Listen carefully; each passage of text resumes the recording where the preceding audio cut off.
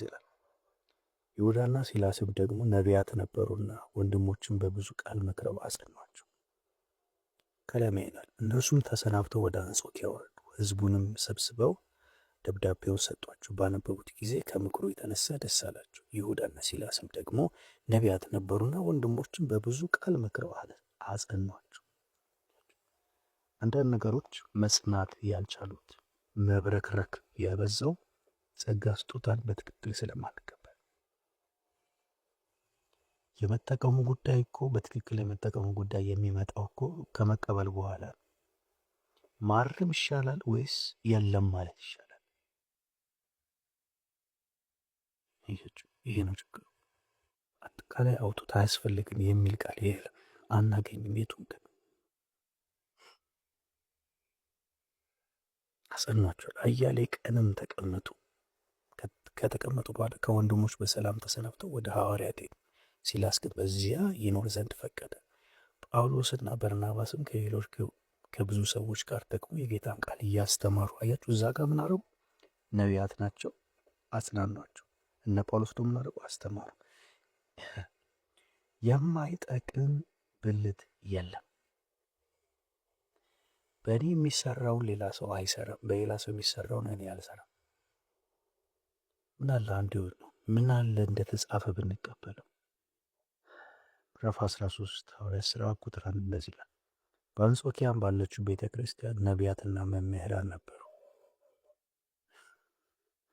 ምናምን ነቢያትና መምህራን ነበሩ። እነርሱም በርናባስ፣ ኒጌር የተባለው ስምዖን፣ የቀሬናው ሉኪዮስ፣ የአራተኛ ክፍል ገዥ የሄሮድስ ባለሟል ምናሄ፣ ሳውልም ነበሩ። እነዚህም ጌታ ሲያመልኩና ሲጦሙ መንፈስ ቅዱስ በርናባስና ሳውልን ለጠራኋቸው ሥራ ለዩልኝ አለ። በዚያን ጊዜም ከጦሙ ከጸለዩም እጃቸውንም ከጫኑ በኋላ አሰናበቷቸው። ምን እናድርግ?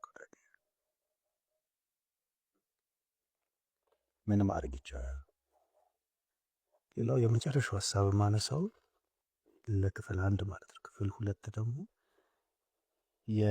ከሐዋርያት በኋላ የተነሱ የእምነት አባቶች ምን አሉ? ስለዚህ ስለ ሐዋርያት ስለ ነቢያት ምን አሉ? በእውነት ድንቅ ተአምራት፣ ትንቢት፣ የሐዋርያትም ጸጋ ይገለጥ ነበረ ወይስ ደግሞ አብቅቷል ብለው ነበር የሚያስተምሩት? ይሄስ አብቅቷል የሚል አስተምህሮ፣ ይሄ ሴሽኒዝም የሚባለው አስተምህሮ በእውነት የእምነት አባቶች ያስተምሩት ነበረ? እሱም ነገ እናያለን።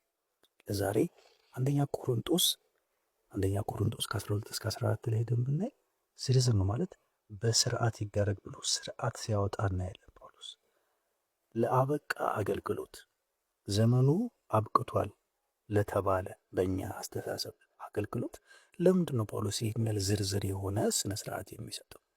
ለማይቀጥል ነገር ለምን ስነ ስርዓት ይሰጣል?